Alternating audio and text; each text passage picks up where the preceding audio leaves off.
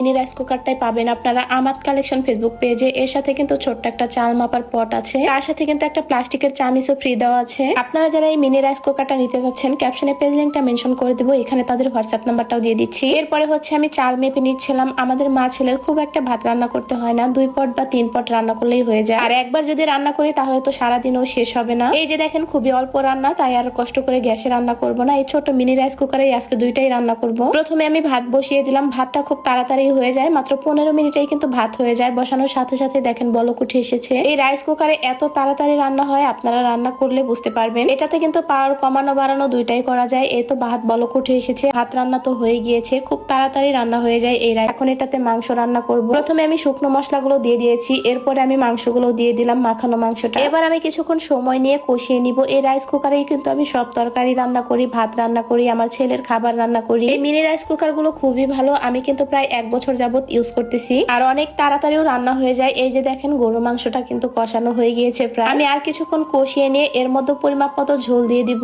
এই তো ঝোল দিয়ে দিচ্ছি। এবার হচ্ছে কিছুক্ষণ ঢাকনা দিয়ে রান্না করে নিব।